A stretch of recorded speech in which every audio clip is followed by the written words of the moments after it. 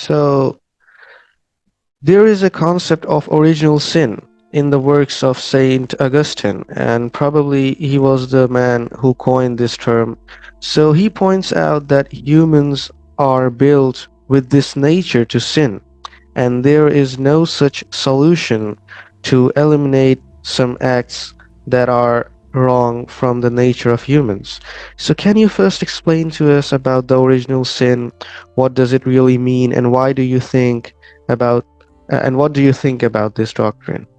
Okay, well, one thing I think that's important to start with, to preface that discussion, is that many religious people today, perhaps most, still operate within a kind of idolatrous, mythological, literal account of the scriptures and so on, right? And St. Augustine, uh, he transcended that in some ways, but he's taking this whole story literally, right? Adam and Eve, he's taking that literally. Adam and Eve together in the garden, right? And the serpent is there, and the serpent seduces Eve and to get Adam to eat the apple, and they knew that they were naked and so on. And there was the fall. And because of this, God, they were paradise was our destiny, but we betrayed God, right? We disobeyed God, and therefore we fell into history according to the biblical story, and and God pushed us out of Eden into history because we had disobeyed, and therefore sin became part of our fallen nature. We fell from grace. We fell from the original pristine nature of things and so on.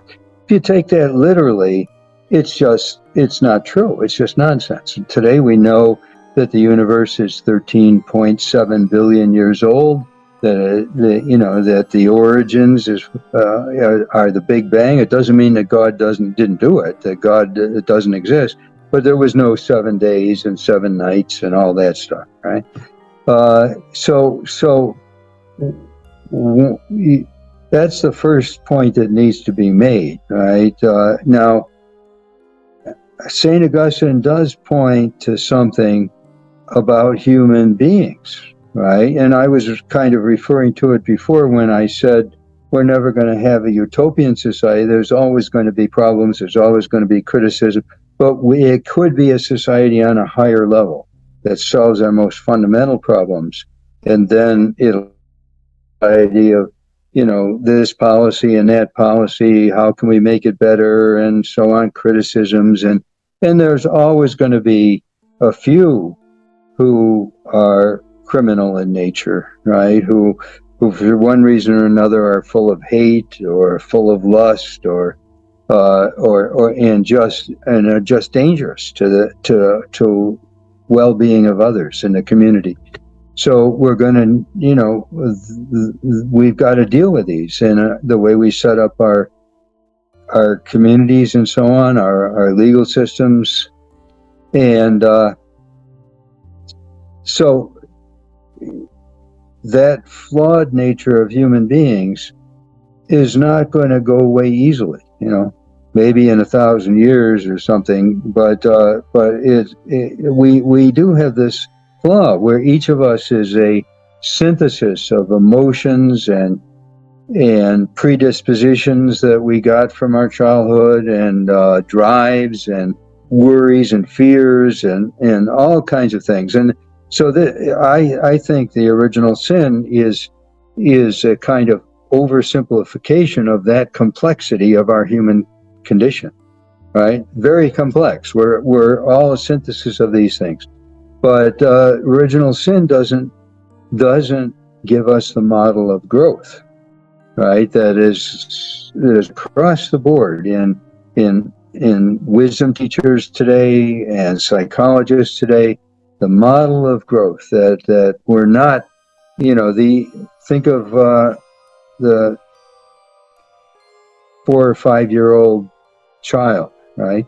So this is mine, me, me, me, me, me. We can grow beyond that. We can grow to consideration of others. We can grow in compassion.